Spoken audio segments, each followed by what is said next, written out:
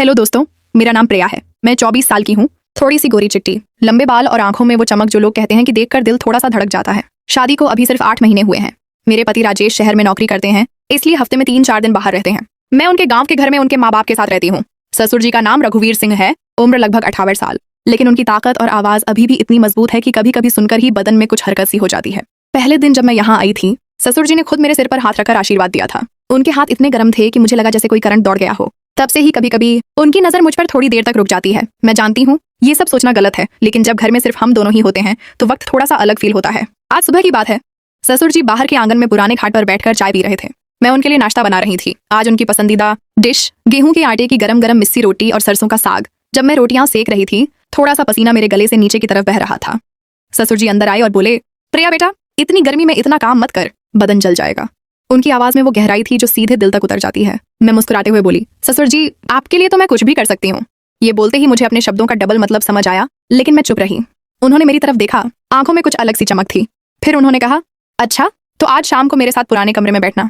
कुछ पुरानी बातें बताऊंगा जो राजेश को भी नहीं पता। शाम हुई। राजेश जी आज भी शहर गए हुए थे। माँ जी मंदिर गई हुई थी। घर में सिर्फ हम दोनों। ससुर जी ने मुझे पुराने गोदाम जैसा कमरा दिखाया जहाँ पुराने सामान रखे थे। वहाँ एक पुरानी चारपाई भी थी। हम दोनों वहाँ बैठ गए। उन्होंने अपनी पुरानी कहानियां शुरू की। उनके जवानी के दिन, कैसे उन्होंने अकेला घर संभाला, कितनी रातों को अकेला गुजारा। बात करते करते उनका हाथ मेरी पीठ पर आ गया और हल्के से सहलाने लगा। बेटा, औरत को समझना बहुत मुश्किल होता है, लेकिन जब सही औरत मिल जाए तो सब कुछ ठीक हो जाता है। मेरा दिल जोर जोर से धड़क रहा था। उनकी उंगलियां मेरी कमर के पास थोड़ी देर रुक गईं। मैं कुछ नहीं बोली, सिर्फ सांस तेज हो गई थी। उन्होंने धीरे से कहा, प्रिया, तू बहुत प्यारी है। राजेश बहुत खुशनसीब है। उस रात मैं कमरे में आकर सोचती रही, ये क्या हो रहा है? क्या ससुर जी सच में कुछ चाहते हैं, या ये सिर्फ मेरा मन ही ऐसा सोच रहा है? दिल में डर भी था और एक अजीब सी बेचैनी भी। अगले दिन दोपहर को घर में माँ जी सो रही थी। ससुर जी ने मुझे बुलाया और बोला, प्रिया बेटा, पुराने कमरे में कुछ सामान ठीक करना है, मदद कर दो। मैं उनके पीछे पीछे गई। कमरा थोड़ा संकरा था। पुरानी अलमारी खोलते समय उनका शरीर मुझसे हल्का सा टकराया। मुझे लगा जैसे बिजली सी दौड़ गई। वे बोले, तुम्हारा बदन बहुत नाजुक है बेटा, इतना काम मत करो। उनकी नजर मेरी कमर पर घूम गई। मैंने झुककर सामान उठाया तो उन्होंने पीछे से कहा, सावधानी से, कहीं कमर न टूट जाए। उनकी आवाज में वो मिठास थी जो थरकी लोगों को लगे कि अब कुछ होने वाला है। सामान ठीक करते करते उन्होंने मेरी पीठ पर हाथ रख दिया और धीरे से बोले, प्रिया, राजेश तो शहर में रहता है, तुम अकेली रहती हो। अगर कोई तकलीफ हो तो मुझे बता देना, मैं सब संभाल लूंगा। उनका हाथ धीरे धीरे मेरी कमर की तरफ सरक रहा था। मेरा सांस तेज हो गया। मैं कुछ नहीं बोली, बस चुपचाप खड़ी रही। फिर उन्होंने एक पुरानी तस्वीर निकाली जिसमें वे जवान थे और बोले, देखो इस उम्र में मैं कितना तगड़ा था, अभी भी हूँ, बस दिखता नहीं। उनकी आंखें मेरे चेहरे से नीचे की तरफ जाती रहीं। मैं शर्मा गई और बोली, ससुर जी, आप अभी भी बहुत मजबूत दिखते हैं। ये सुनकर उनकी आंखों में चमक आ गई। शाम ढलते ही उन्होंने मुझे चाय बनाने को कहा। जब मैं चाय बना रही थी तो वे किचन के दरवाजे पर खड़े होकर मुझे देख रहे थे। प्रिया, तुम्हारी चाल में कुछ जादू सा है, देखते ही मन शांत हो जाता है। उनकी बातों में डबल मतलब साफ झलक रहा था। मैंने चाय देते समय उनका हाथ छुआ तो एक झंझनाहट सी हुई। रात को फिर वही पुराना कमरा। इस बार वे मेरे पास ज्यादा करीब बैठे।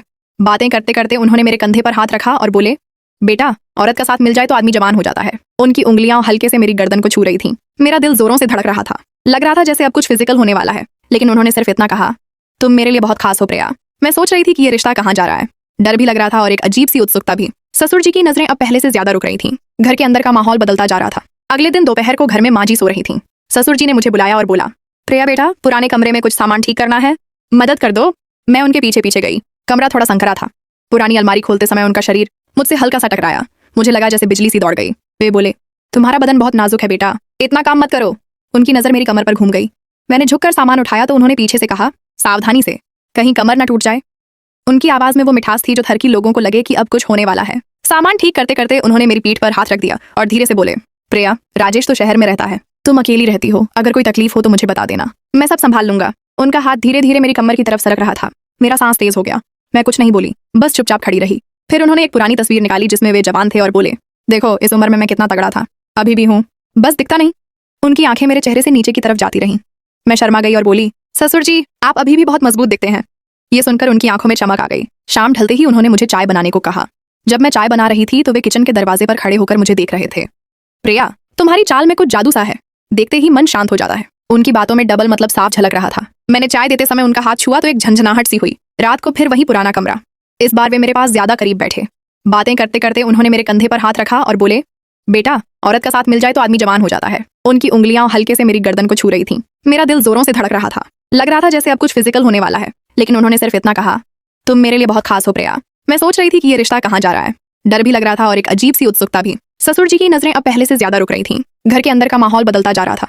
अगली सुबह जब मैं उठी तो ससुर जी बाहर बैठकर अपने पुराने रेडियो पर गाना सुन रहे थे। उनकी आंखों में कल रात वाली बात का कुछ असर दिखाई दे रहा था। मैं उनके लिए दूध गर्म करने गई। जब मैं उनके पास गई तो उन्होंने धीरे से मेरा हाथ पकड़ लिया और बोला, प्रिया बेटा, रात भर सोई नहीं लगती, क्या बात है, कोई परेशानी तो नहीं? उनका हाथ मेरे हाथ में थोड़ा ज्यादा देर तक रहा। मैंने अपनी आंखें झुका ली और बोली, ससुर जी, आपकी बातें इतनी गहरी होती हैं कि दिल में उतर जाती हैं। आप अकेले इतना सब संभालते रहे, मुझे बहुत अफसोस होता है। ये बोलते हुए मेरा गला भारी आ गया था, लेकिन अंदर ही अंदर एक अजीब सी गर्मी भी फैल रही थी। ससुर जी मुस्कुराए और मेरे हाथ को और थोड़ा खींचकर अपने सीने के पास ले आए। उनकी सांस मेरे चेहरे पर पड़ रही थी। बेटा, औरत जब घर में आती है तो पुराने घर को नई रोशनी मिल जाती है। तू आई है तो लगता है जैसे मेरी जवानी लौट आई हो। उनकी आवाज में वो हल्की सी कांप थी जो सुनकर थरकी मन वाले सोचते कि अब कुछ होने वाला है। फिर उन्होंने मुझे अपने साथ बैठाया और एक पुरानी डिब्बी निकाली जिसमें उनकी जवानी की फोटोज थीं। एक फोटो में वो जवान थे, शर्ट के ऊपर से उनकी छाती और बाजू दिखाई दे रहे थे। मुझे देखकर बोले, देख बेटा, इस उम्र में भी मैं इतना कमजोर नहीं हूँ, अभी भी ताकत बाकी है। उनकी नजर मेरी गर्दन पर टिक गई, फिर धीरे से नीचे की तरफ सरक गई। मैं शर्मा गई और बोली, ससुर जी, आप अब भी बहुत ताकतवर लगते हैं। उस दिन पूरा दिन हम दोनों घर के काम करते रहे। जब मैं छत पर कपड़े सुखाने गई तो ससुर जी नीचे से देखते हुए बोले, प्रिया, ऊपर मत झुकना, कहीं गिर न जाएगी। उनकी बात में डबल मतलब साफ था। मैं नीचे आई तो उन्होंने मुझे पानी का गिलास दिया और खुद मेरा गला देखते हुए बोला, पसीना बहुत आ रहा है बेटा, बदन को थोड़ा आराम देना चाहिए। शाम को जब माँ जी मंदिर से लौट आई तो ससुर जी ने मुझे अकेला पकड़कर कहा, आज रात को मेरे कमरे में आना। एक पुरानी दाल का बर्तन है जो सिर्फ मैं और तू ही ठीक से संभाल सकते हैं, बहुत भारी है। उनकी आंखों में वो चमक थी जो लगता था जैसे अब सच में कुछ फिजिकल होने वाला है। रात को मैं डरते डरते उनके कमरे में गई। कमरा थोड़ा अंधेरा था। ससुर जी बिस्तर पर बैठे थे। उन्होंने मुझे पास बुलाया और बोला, बैठ बेटा यहाँ। जब मैं बैठी तो उनका हाथ मेरी पीठ पर फिर से आ गया। धीरे धीरे वो सहलाते हुए बोले, प्रिया, तू मेरी बहू है लेकिन दिल के अंदर कुछ और भी लगती है। मेरा दिल जोर से धड़क रहा था। उनकी उंगलियां मेरी कमर पर घूम रही थीं। मैं कुछ बोल नहीं पा रही थी, लेकिन तभी उन्होंने एक गहरी सांस ली और बोला, बेटा, मैं जानता हूँ ये सब गलत लग रहा होगा, पर असल बात यह है कि मैं तुझे अपनी बेटी की तरह ही देखता हूँ। बस कभी कभी जवानी याद आ जाती है। अगली सुबह जब मैं उठी तो ससुर जी बाहर